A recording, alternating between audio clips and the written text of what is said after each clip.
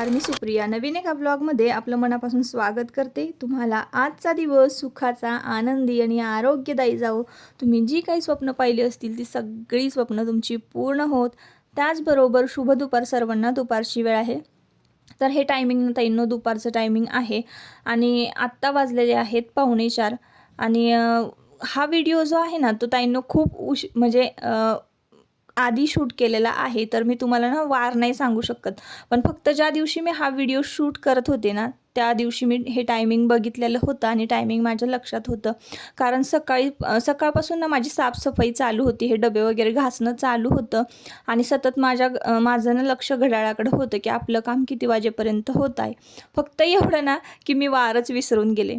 तर असो ताईंनो, तर बघा संध्याकाळची वेळ आहे आणि हे डबे ना किराणा माल भरण्याआधी मी स्वच्छ खसाखस घासून पुसून उन्हाला दाखवून वाळवून घेतलेले आहेत आणि यामध्ये ना किराणा भरलेला आहे। आता कुठल्या डब्यामध्ये काय काय ठेवलेलं आहे हे सगळं मी लेबल लावून म्हणजे चेक करते आणि लेबल लावलेलं आहे प्रत्येक डब्याला आणि लिहून ठेवलेलं आहे। तर काय होतं, स्वयंपाक करताना आपले हात खरकटे असतात आणि आपल्याला ना ज्या वेळेला जी वस्तू पाहिजे असते तर ती वस्तू लवकर सापडत नाही। मग आपण शोधायला लागतो, हा डबा तो डबा, अख्खी रांग शोधून काढतो। मग असं करता करताना आपला खरकटा हात सगळ्या डब्यांना लागतो आणि मग ते ना सतत घासावे लागतात। 1 दिवसातनं 2 दिवसातनं घासून पुसून डबे घ्यावे लागतात। तर असं होऊ नये म्हणून मी ना लेबल लावून ठेवते, म्हणजे आपल्याला नेमकी कुठली वस्तू पाहिजे तीच त्या डब्यामधून काढता येते आणि त्याच डब्याला फक्त आपल्याला हात लावता येतो, इतर डबे घाण होत नाहीत। तर ना पूर्ण डीप क्लिनिंग नाही केलेलं आहे ताईंनो, वरच क्लिनिंग केलेलं आहे। तर हे जे पेपर आहेत ना धुळकटलेले होते थोडेसे, तर दरवेळेस मी ना चेंज करते, पण यावेळेस पलटी करून टाकलेले आहेत। म्हणजे धुळीची बाजू जी आहे ती खाली केलेली आहे आणि स्वच्छ जी बाजू आहे ती वर केलेली आहे। आणि अशा पद्धतीने ना मी मसालेसुद्धा भरून ठेवलेले आहे काचेच्या भरणीमध्ये आणि प्रत्येक भरणीमध्ये ना 1-1 चमचा ठेवलेला आहे। तर ह्या काचेच्या भरण्यासुद्धा मस्तपैकी घासून पुसून त्यामध्ये मसाले भरून लेबल लावून ठेवलेले आहेत। आणि इकडे बघा, आता हे डबे जे आहेत ना उन्हाळी काम ज्या डब्यांमध्ये भरलेलं आहे, तर ते डबे मी काही घासायला काढलेले नाही आहे। तर ते डबे तुम्हाला थोडेसे मळकटलेले दिसत असतील, तर त्यावरनं सुद्धा एक हात मारायचा आहे। पण आता उन्हाळी काम जे आहे ना ते अगदी थोडं थोडंच राहिलेलं आहे, मग ते पण डबे मी घासायला काढणार आहे। मी काय करते, साफसफाई करताना एकदम सगळे डबे घासायला काढत नाही, कारण आपल्याला ज्या दिवशी साफसफाई करायची असते ना त्या दिवशी स्वयंपाक पाणी आणि रोजची कामंसुद्धा असतातच। मग त्यामुळं थकवा येऊ नये म्हणून मग मी थोडं थोडं रोज एक जो भाग आहे किचनमधला तो स्वच्छ करते। तर असो, आता इकडे बघा शेंगा आणल्या होत्या, त्या छान भाजल्या आणि मस्तपैकी खाल्लेल्या आहेत। आता पावसाळा चालू आहे आणि भुईमुगाच्या शेंगा बाजारातून आणल्या होत्या, लोखंडी तव्यावर त्या छान भाजल्या आणि आता सगळ्यांना खायला दिलेल्या आहेत। तर असो ताईंनो, ही सुद्धा रेसिपी ना मी खूप दिवस आधी शूट केलेली आहे। तर म्हटलं चला, खूप मस्त रेसिपी आहे, झटपट होणारी आहे आणि अशी भुर्जी तुम्ही कधी खाल्ली नसेल तर मी तुमच्याबरोबर अंडा भुर्जीची रेसिपी शेअर करते। आमच्याकडे हा लोखंडी तवा आहे, त्यामध्ये ना मी 2 चमचे तेल घातलं आणि बारीक कट केलेला एक कांदा जो आहे ना तो तेलामध्ये छान परतून घेतलेला आहे आणि त्यानंतर ना मीठ घातलेलं आहे। तर नक्की तुम्ही अशी भुर्जी करून बघा आणि मला नक्की सांगा की कशी होते। तर बघा, मीठ घातल्यानंतर ना मी हळद घातलेली आहे थोडीशी आणि हळद घातल्यानंतर ना थोडासा ना अंडा करी मसाला घातलेला आहे, अगदी थोडा, एव्हरेस्टचा जो मिळतो ना अंडा करी मसाला तो, आणि ना घरगुती लाल तिखट घातलेलं आहे आणि पुन्हा मग हे कांदा छान भाजून घ्यायचा आहे लाल तिखटामध्ये। आणि त्यानंतर ना आपल्याला ना थोडंसं ज्वारीचं पीठ या कांद्याला लावायचं आहे। तर आमच्या भागामध्ये ना अशीच भुर्जी करतात, तर म्हटलं चला तुमच्याबरोबर शेअर करूया। आणि बघा, त्यानंतर ना 2-3 अंडी मी फोडून घेणार आहे यामध्ये, म्हणजे या मसाल्यामध्ये। कोणी कोणी ना अशी ड्राय भुर्जी करतं हिरवी मिरची घालून, कांदा टोमॅटो घालून, पण ही जरा वेगळी पद्धत आहे। तुम्ही एकदा नक्की ट्राय करा आणि मग सांगा मला की ही कशी लागते कशी नाही, कारण खूप वेगळी पद्धत आहे। आणि ज्या वेळेला असं होतं ना की आपल्याला ड्राय खावत नाही, कोरडं कोरडं, कारण आपण जी कांदा घालून मिरची घालून भुर्जी करतो ना ती थोडीशी कोरडी असते आणि ही जी भुर्जी मी तुमच्याबरोबर शेअर करते ना तर ती थोडीशी ओलसर असणार आहे। तर बघा, सगळे अंडे फोडून घेतल्यानंतर आपल्याला या कांद्यामध्ये मस्त असा हे सगळी अंडी भाजून घ्यायची आहेत आणि भाजून घेतल्यानंतर ना आपल्याला त्यामध्ये ना थोडंसं पाणी घालायचं आहे। तर जोपर्यंत अंडी छान भाजत नाहीत ना तोपर्यंत आपल्याला ही पोळी अशी पसरवून ठेवायची आहे। आता ही पोळी पसरवल्यानंतर मग मी यामध्ये ना हे घातलेलं आहे, काय सॉरी कोथिंबीर घातलेली आहे। मी फ्रीजमधून काढत होते तोवर गॅस तसाच चालू होता आणि पोळी त्याची पसरवून ठेवली होती। आणि आता बघा कोथिंबीर घातलेली आहे. फ्रेश अशी कोथिंबीर घातली ना की खूप मस्त चव येते आणि खाताना तुम्ही यामध्ये ना लिंबूसुद्धा पिळू शकता. लिंबू पिळून तुम्ही ही जी भुर्जी आहे थोडीशी ओलसर होते ना, तुम्ही भाकरीबरोबर खाऊ शकता, भाताबरोबर सुद्धा खाऊ शकता, चपातीबरोबर खाऊ शकता, रोटीबरोबर.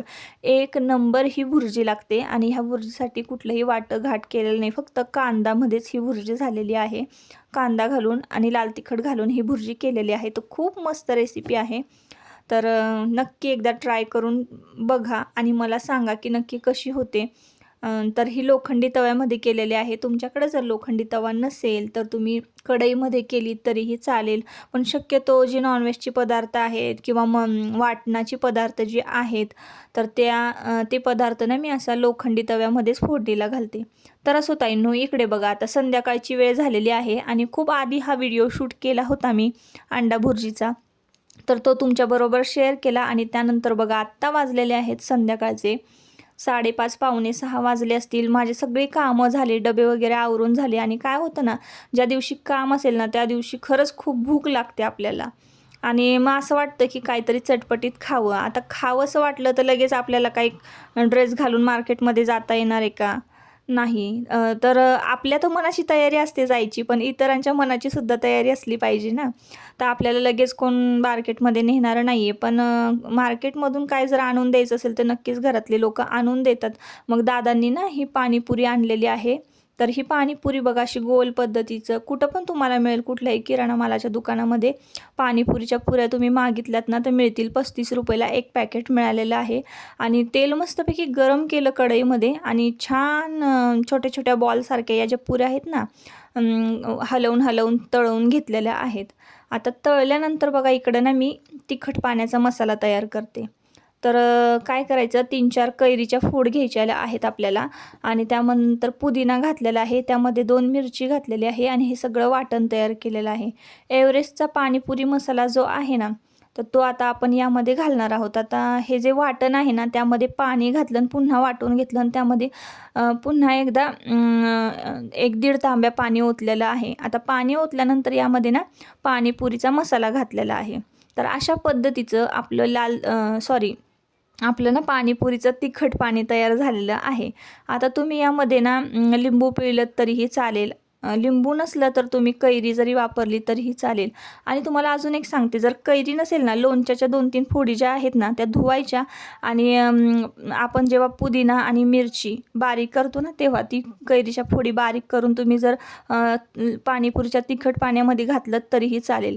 आता गोड पाणी कसं तयार केलं तुम्हाला मी तोंडी सांगते. तर खजूर आणि चिंच गूळ घालून शिजवून घेतली होती आणि त्यानंतर मग त्यातल्या बी काढून मिक्सरला बारीक पेस्ट केली आणि त्यामध्ये सुद्धा 1-1.5 तांब्या पाणी ओतलेलं आहे आणि वरून लाल तिखट घातलेलं आहे, कश्मीरी लाल तिखट घातलेलं आहे, जेणेकरून ते गोड पाणी आंबट गोड तिखट सगळी चव देणारं असावं. आता रगडा कसा केला तर बघा मस्तपैकी हे जे वाटाणे आहेत ना तर त्यामध्ये ना हळद घातलेली आहे. रात्री भिजत घातले होते बरं का मी वाटाणे आणि नंतर त्यामध्ये थोडीशी हळद आणि मीठ घालून शिजवून घेतले. शिजवल्यानंतर त्यामध्ये बटाटेसुद्धा मी घातलेले आहे. बटाटे बघा उकडलेले वाटाणे शिजल्यानंतर त्यामध्ये चाट मसाला घातलेला आहे, मीठ घातलेलं आहे. हवं असेल तर थोडंसं तिखट तुम्ही घालू शकता. आणि इकडं आता बघा सासूबाई सगळ्यांना ना प्लेट तयार करून देणार आहेत पाणीपुरीच्या. तर कसं होतं ना आपल्याला खायची इच्छा असली ना की मग आपल्याबरोबर घरातल्या सगळ्यांनाच खायला मिळतं. आपण केलं तरच त्यांना मिळतं, नाही तर त्यांना नाही मिळणार. कारण आपणच एकट्यानं जाऊन बाजारातनं खाऊन आलं तर मग त्यांना कितीही केलं तरी बाहेरचं ते बाहेरचं आणि घरी केलेलं ते घरी केलेलं अगदी पोटभर खाता येतं. दिवाबत्तीची वेळ झाली होती, दिवाबत्ती केली होती. तर सुरुवातीला नेहमीच आपल्याला पूजेपासून आपण सुरुवात करतो ब्लॉगची. तुळशीला पाणी घालण्यापासून सगळ्या जे रुटीन असतं ना ते सकाळचं जर सकाळपासून शूट केलं ना ब्लॉग तर सगळी म्हणजे सुरुवात पूजेपासूनच होत असते. तर आजची ब्लॉगची सुरुवात काही वेगळीच झाली होती. तर असो ताईंनो, एका ताईंची कमेंट होती की ताई तुम्ही सोमवारचं ना भस्म लावत जा. तर त्यांच्या कमेंटचं उत्तर खरंच मला द्यायचं होतं, पण ते कमेंटमध्ये कसं देऊ. तर मला त्यांना सांगायचं होतं की ताई भस्म जो आहे ना तो तर अजून घरी मी आणलेला नाही आहे. जेव्हा मी आणेल ना तर तेव्हा तुम्ही सांगताना तसं नक्की करेन मी की दर सोमवारी ना भस्म कपाळाला आणि हाताला लावायचा आणि तुम्हाला खरं सांगू काय, म्हणजे लहानपणापासून सगळ्याच ताईंना सांगते मी, की लहानपणापासून ना मला मी महादेवांचे उपवास करते, शंकरांचे. श्रावण सोमवार अगदी 4थीला असल्यापासून माझे श्रावण सोमवार मी करते. ते आत्तापर्यंत माझे कंटिन्यू कधीही खंड पडलेला नाही आहे या गोष्टीमध्ये. मी ना सगळ्या म्हणजे सणवार म्हणा किंवा देवधर्म, उपवास, तापास जे काही आहे, ते सगळं करण्याची ना मला आवड आहे. उगाचच मी असं करायचं म्हणून करत नाही काहीही. जे मला मनापासून वाटतं ना, तेच मी करते आणि तेच मी तुमच्याबरोबर शेअर करते. खरं सांगू तर मला 16 सोमवारचं सुद्धा व्रत करायचं आहे, पण ते व्रत करणं म्हणजे खूप अवघड आहे. त्याला काही नियम आहेत, खूप काही पाळावं लागतं. तेव्हा ते 16 सोमवारचे व्रत आपल्याकडनं करणं होईल न होईल, त्याच्यामुळं मग मी थांबलेली आहे. बघू आता पुढे कधी जर माझ्याकडनं करणं झालं आणि देवाने माझ्याकडून करवून घेतलं तर मी नक्कीच करणार आहे. तर असो, तुमच्या ज्या काही कमेंट आहेत ना ताईंनो, त्या मला येतात ना, मी प्रत्येक कमेंट अगदी मन लावून वाचत असते. आणि त्याची उत्तरं मी देण्याचा म्हणजे जेव्हा तेव्हा मी सगळ्यांच्या प्रश्नांची उत्तरं देते. तुम्ही म्हणजे कोणीही मला कमेंट केली ना, 3 तासाच्या आत मी त्यांना रिप्लाय देत असते. तर असं ताईंनो, असं सगळं आहे. तर माझा काही देव्हारा खूप मोठा नाही आहे ताईंनो, छोटासा देव्हारा आहे. आणि सगळं घरसुद्धा म्हणजे घर आहे मोठं, पण ना घर बांधताना देवासाठी त्या बिल्डरनी जागाच नाही व्यवस्थित काढलेली, तर त्यामुळं देव्हारा आणि देव आमचे करायचे राहिलेले आहेत. तर बघू आता कधी होतील तेव्हा होतील. तर काही गोष्टींसाठी ना ठराविक वेळ यावी लागते. तर तुम्ही आता घर बघत असाल, कलरसुद्धा करायचा आहे घराला. तर असो ताईंनो, आता बघा अख्खी फॅमिली आमची इथं पाणीपुरी पार्टीला बसलेली आहे. तर आपण बघा, आता मी जर पाणीपुरी बाहेर खायला गेले असते तर एकटीनेच खाल्ली असते आणि एकटीच घरी आले असते. माझ्यामुळे मी केली म्हणून सगळ्यांना खायला मिळते पाणीपुरी आणि सगळ्यांनी असं एकत्र बसून मस्त पाणीपुरी एन्जॉय केलेली आहे. तर हा फरक असतो बाहेर खाण्यामध्ये आणि घरी खाण्यामध्ये. तर असो ताईंनो, आजचा ब्लॉग तुम्हाला कसा वाटला मला नक्की कमेंट करून सांगा. आपली अंडा भुर्जीची रेसिपी तुम्हाला आवडली का? आधी करून बघायची आणि मग मला कमेंट करायला या की कशी झालेली आहे, कशी नाही. तर तुम्हाला जर आजचा ब्लॉग आवडला असेल ना, नक्की आपल्या चॅनलला सबस्क्राईब करा आणि व्हिडिओ आवडला असेल तर व्हिडिओला नक्की एक लाईक करा. परत पुन्हा भेटूया नवीन एका व्हिडिओमध्ये. तोपर्यंत स्वतःची काळजी घ्या आणि टेन्शन फ्री राहा. परत पुन्हा भेटूया नवीन एका ब्लॉगमध्ये. Bye bye.